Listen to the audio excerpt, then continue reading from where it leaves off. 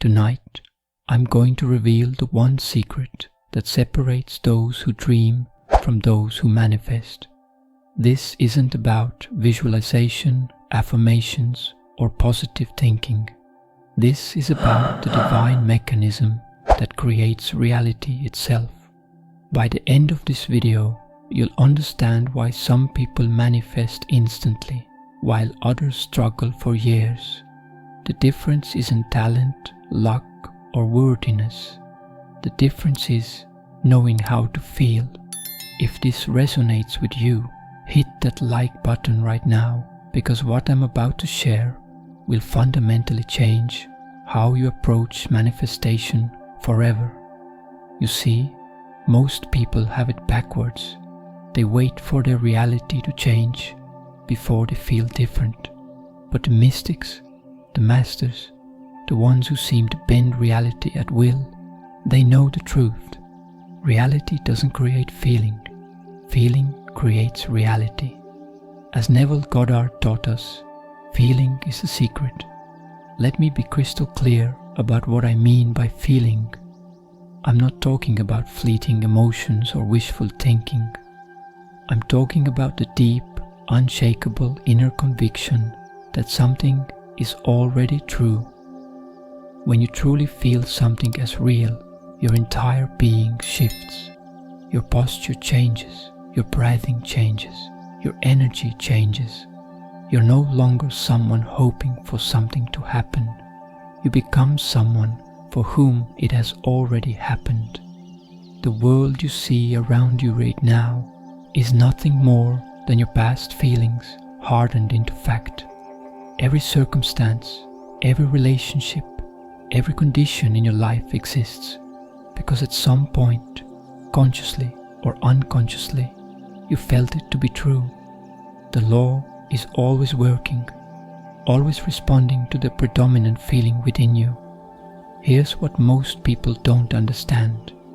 When you desire something, it already exists, not in some distant future, but right now in the invisible realm of infinite possibilities. Your job isn't to create it from nothing. Your job is to tune into it through feeling, just like tuning a radio to the right frequency, to hear the music that's already broadcasting. Subscribe to manifestation if you're ready to master this frequency and unlock realities you never thought possible. Let me share a story that perfectly illustrates this principle. A woman came to Neville, desperate to reunite with her estranged husband. She had tried everything: letters, phone calls, pleading. Nothing worked. Neville asked her, "Do you still love him?" She said yes. Then he told her something that changed everything. Assume he loves you too, and that you're already together. She looked at him like he was insane, but that night, before sleep, she imagined him holding her, telling her he loved her. She felt it as though it were happening in that very moment, not hoping it would happen, not pretending it might happen, but feeling it as real as the bed she was lying in. Within a week he called. By the end of the month, they were back together. What changed? Not him. Her feeling changed. She moved from the state of separation into the state of union, and reality had no choice but to mirror her inner conviction. This is how the law works. You don't change the world through force or manipulation. You change yourself through feeling, and the world reflects your change. Every great transformation, every miracle, every manifestation begins with someone daring to feel something new, something greater, something already accomplished. But here's where most people fail. They try to feel from their current circumstances. They look at their bank account and try to feel wealthy. They look at their empty house and try to feel loved. They look at their problems and try to feel successful. This is backwards thinking that keeps you trapped in your current reality. The secret is to feel from the end. Feel from the place where your desire is already fulfilled. If you want wealth, don't feel the journey toward wealth. Feel the arrival. Feel the state of already being wealthy. How would you walk through the world? How would you speak to others? How would you fall asleep at night, knowing that money is never a concern? Capture that feeling and make it your dwelling place. Ring that notification bell, because I'm going to keep sharing these transformational insights that can reshape your entire reality. Let me make this intensely practical for you. Choose one desire right now, just one. Don't think about how it will happen or when it will come. Simply construct a scene in your imagination that would take place after your desire is fulfilled. Make it simple, make it vivid, make it short. If it's a new relationship, imagine someone congratulating you on finding such an amazing partner. If it's financial freedom, imagine checking your bank balance and feeling that deep satisfaction of abundance. If it's perfect health, imagine your doctor saying, "Everything looks perfect." Now, here's the crucial part. Don't just visualize this scene, inhabit it. Step into it fully. Hear the sounds you would hear. Feel the emotions you would feel. Let every sense participate in the reality of this moment. This isn't fantasy. This is creation. You are literally tuning your consciousness to the frequency of your desire. The bridge of incidents, those mysterious synchronicities that will lead you from where you are to where you want to be, will form themselves automatically. You don't need to figure out the how. The how is not your concern. Your only concern is the feeling. Most people give up because they don't see immediate results. But here's what you must understand. The moment you truly feel your desire as real, it is done in the invisible realm. What you see around you is merely the lingering effect of your old state. The new reality is already in motion. Your job is to remain faithful to the feeling until the outer world catches up. Another man came to Neville feeling stuck in his career, overlooked and undervalued.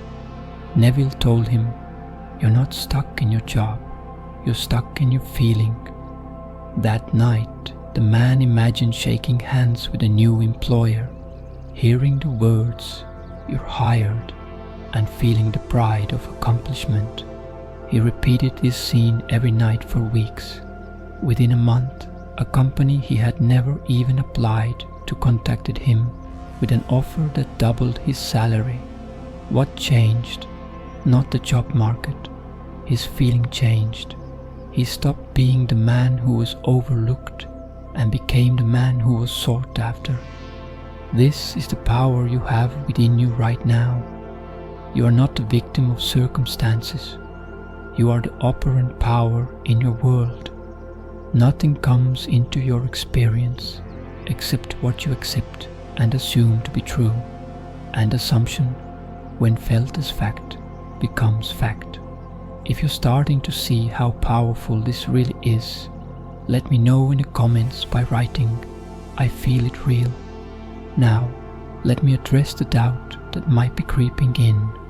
You might be thinking, but what if I feel fear? What if I feel doubt? Don't resist these feelings. Acknowledge them, then gently shift. Fear means you're imagining something you don't want, so stop. Withdraw your attention from that scene and construct a new one.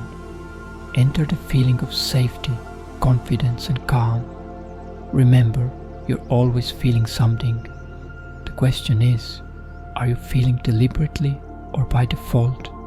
Most people feel according to what the outer world shows them, but the conscious creator feels according to what they desire, regardless of appearances. Scripture tells us, As a man thinketh in his heart, so is he.